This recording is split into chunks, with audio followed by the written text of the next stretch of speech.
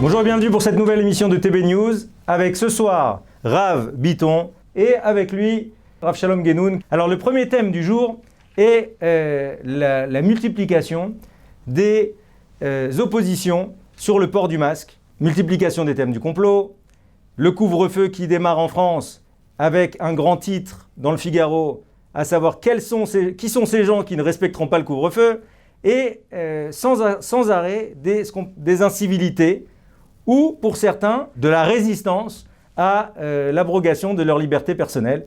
Alors, comment, Rav Bitton, on pourrait, selon vous, comprendre ce mouvement, qui est un mouvement finalement qui est très diffus et qu'on retrouve partout dans le monde? Je crois que ce qui est le plus difficile pour beaucoup de gens, c'est cette idée que finalement, on va être limité. On va être limité. Ça, c'est extrêmement difficile à accepter. On l'a vu ici en Israël, on l'a vu dans tous les publics. C'est extrêmement difficile d'accepter ça. Alors, on veut bien accepter certaines contraintes qui nous apparaissent comme des contraintes logiques, mais une contrainte qui me dit, finalement, que c'est un petit peu le message spirituel qu'on a décelé dans cette crise du corona. Faire attention à ce qu'on dit. Faire attention. Dans la nomenclature de la Kabbale, n'est-ce pas, le visage, il a trois parties. Les yeux, c'est l'âme. Le nez, c'est la respiration, d'accord ? Ici, c'est l'odorat. Et la bouche, c'est ce monde-là.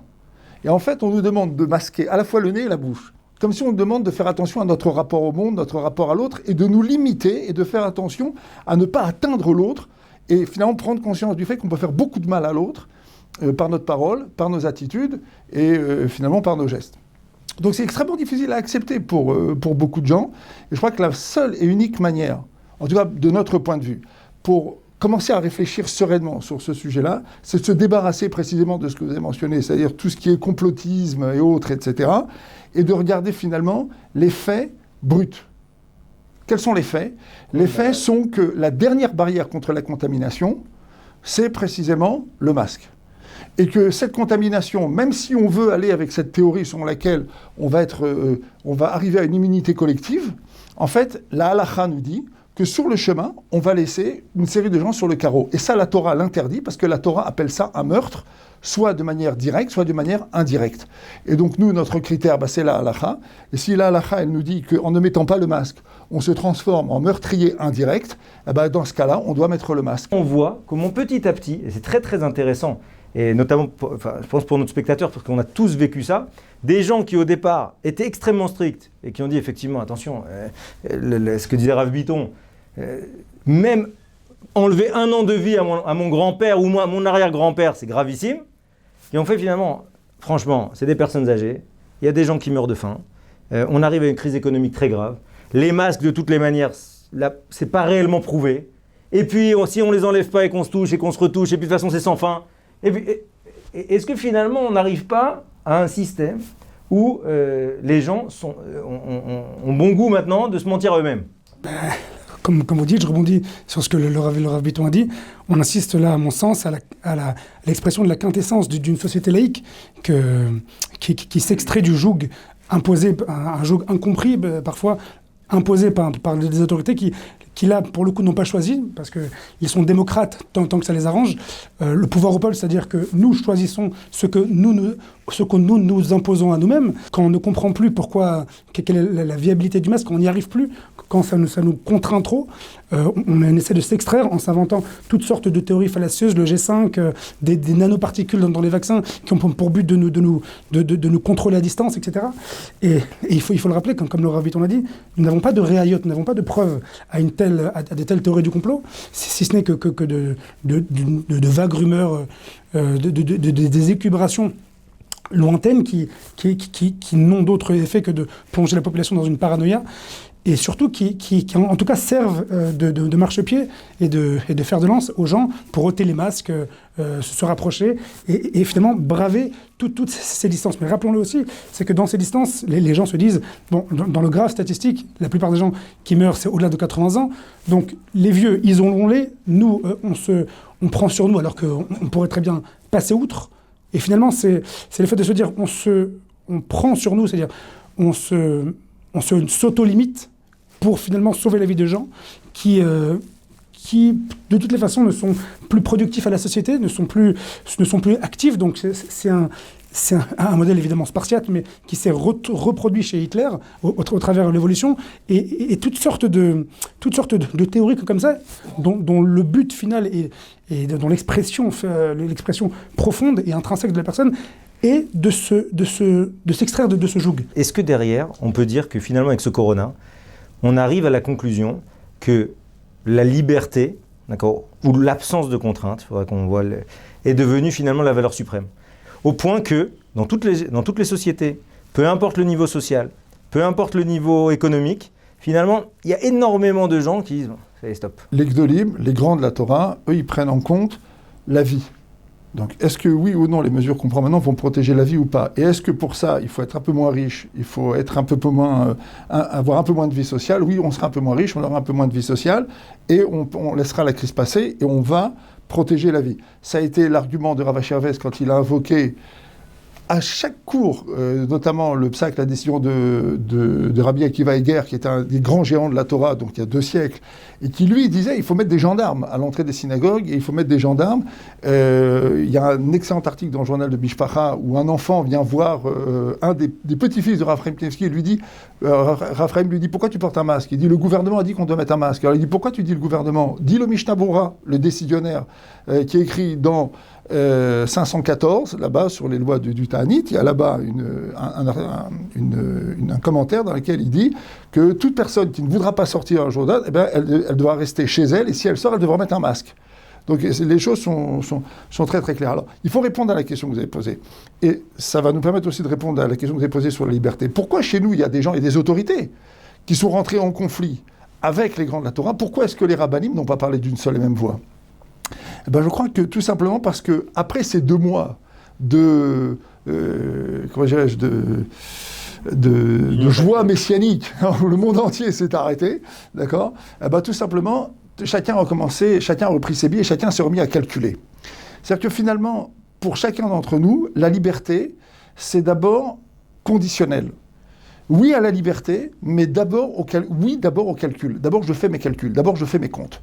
Qu'est-ce que je perds, qu'est-ce que je gagne? Et au fond, c'est ce discours sur la liberté en Occident, c'est un discours qui est en fait un discours qui est soumis d'abord aux calculs économiques et aux calculs sociétaux. Si la société globalement, et si l'économie globalement risque d'y perdre, il y a un moment où effectivement, eh ben, on va jouer avec ce qui nous apparaissait comme une règle absolue. Ça a été la même chose en Israël. Le déconfinement, non-confinement, déconfinement, accordéon, oui, non, peut-être. Cette valse à laquelle on a hésité. Les manifestants ont le droit de manifester sans masque, mais ceux qui prient doivent rester chez eux sur leur balcon avec 4 masques sur la tête. Tout ce va-et-vient auquel on a assisté en Israël, il témoigne tout simplement du fait que ce discours sur la liberté est en fait un slogan, mais qu'en fait, au fond, la société occidentale et toute société humaine, elle tient d'abord sur cette idée de faire des calculs. Qu'est-ce que je perds, qu'est-ce que je gagne? Et si je perds de l'argent, et si je perds un certain équilibre social, ça vaut la peine de laisser des morts sur le carreau.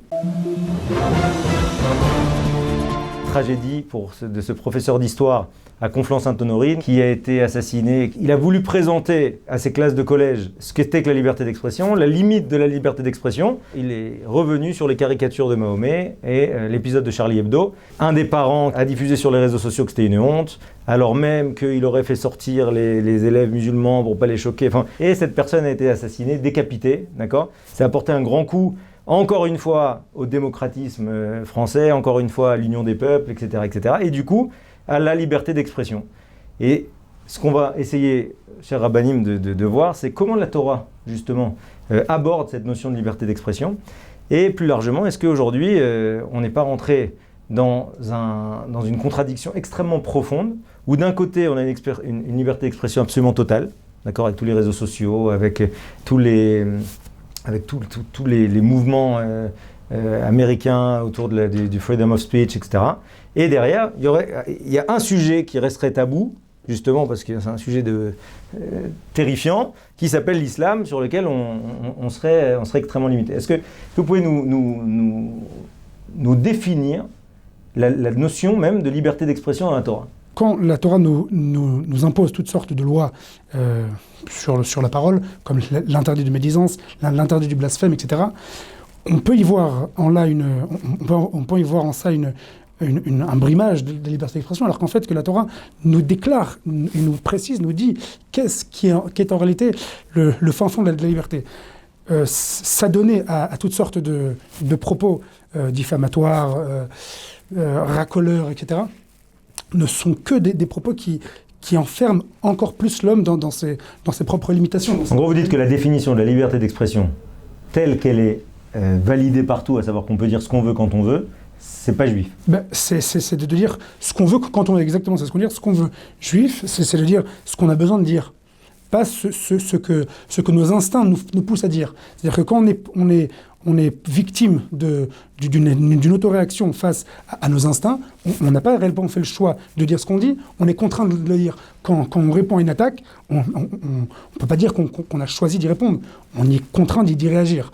Donc, tandis que la Torah nous dit autre chose. La Torah nous demande de contenir complètement notre capacité et notre envie, pour ce que vous avez, notre envie d'expression, parce que c'est surtout ça dont il s'agit. C'est notre envie de dire les choses, ok ? Parce qu'en fait, cette parole dont la paracha de Bereshit nous parle, elle est apparue avec l'âme, donc elle a une charge infinie. La force de la parole, elle a quelque chose d'infini, elle a quelque chose de profondément spirituel, elle appartient à la partie spirituelle de notre être, elle révèle quelque chose qui est sans limite. Et la Torah vient et dit, attention, c'est une force, mais pour qu'elle puisse exprimer ce qu'elle est, c'est-à-dire une force sans limite, il faut qu'elle se réfère à des choses qui sont sans limite, c'est-à-dire la volonté d'Hachem, ce que la Torah nous demande et ce que les Chachamim, les sages, nous ont demandé. Mais à partir du moment où elle est enfermée dans nos instincts, où elle exprime nos instincts, où elle exprime l'idée selon laquelle je dis ce que j'ai envie de dire, je le dis comme je veux. L'islam radical en France, il est porté par des gens qui finalement, au fond, avant d'être des islamistes radicaux, sont des gens qui n'acceptent aucune limite. Et qu'en fait, ils utilisent l'islam et ils vont vers l'islam radical parce qu'en fait, ce sont des gens qui n'ont aucune espèce de limite. Je me souviens d'une vidéo d'un des assassins des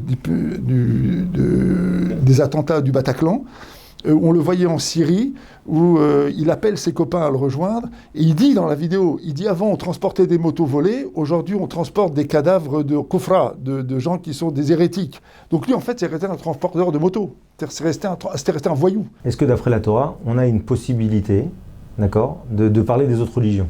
Ou bien c'est un sujet qui est même pas... Est-ce qu'on peut parler des autres religions ?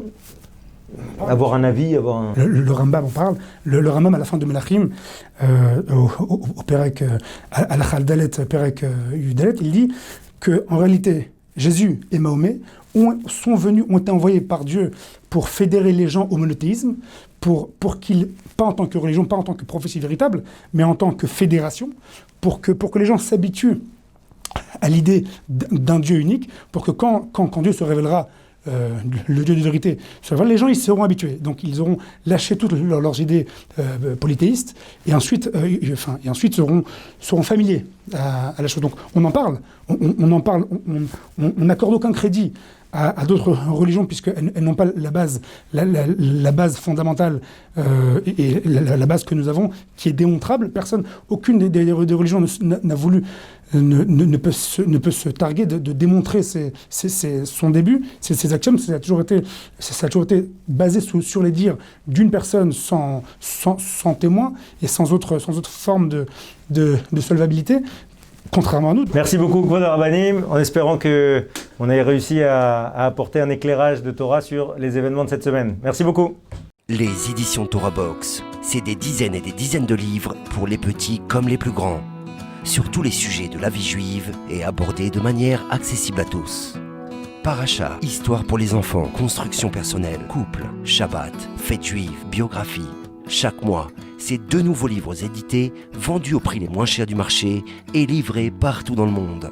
Il vous suffit de les commander sur le site Torah Box à tout moment, pour les offrir à votre communauté, à vos proches ou pour renforcer vos connaissances avant les fêtes. Les éditions Torah Box, des livres sur mesure pour vous.